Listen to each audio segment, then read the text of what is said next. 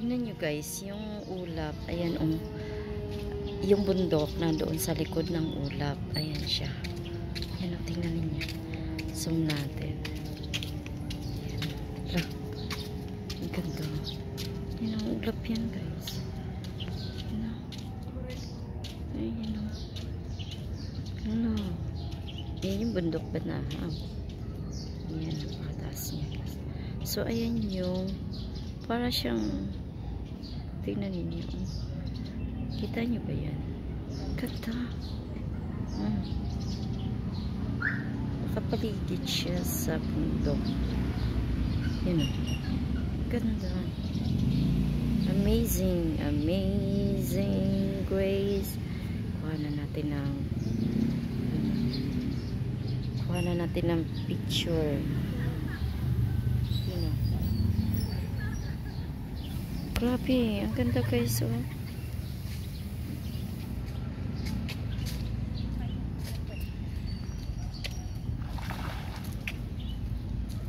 Narinig ko yung isda.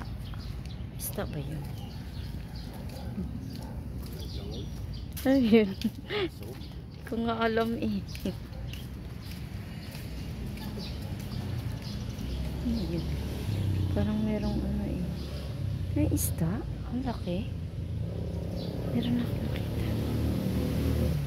Ayan guys. So, napaka-amazing. Na-miss ako doon sa cloud. Ayan ang ulap na nasa harap ng bundok. Na-miss ako.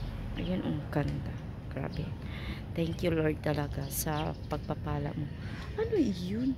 Meron kasi maingay dyan kanina.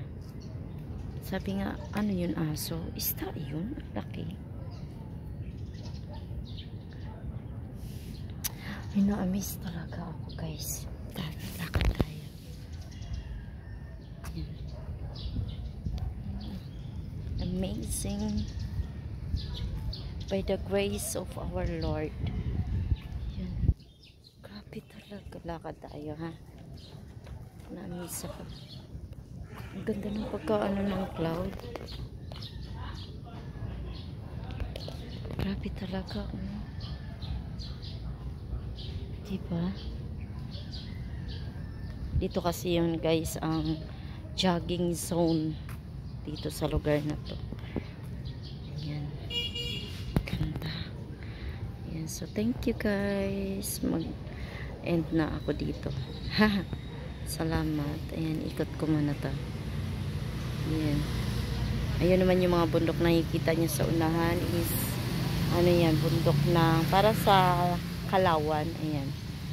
Ayan. So, ayan yung kabuuan ng lake. Maganda yung drone, no? Dadali natin dito. Pero pag-aralan ko pa yun kasi hindi ko siya masyadong napag-aral. Ayan, mawawala na yung ano, yung cloud, guys. Ayan. So, ayan yung mga balls sa unahan. Mga bola. Sa gabi na ilaw yan. Ayan. So, ayan na yung ano. Ayan. Bye guys. Thank you for watching.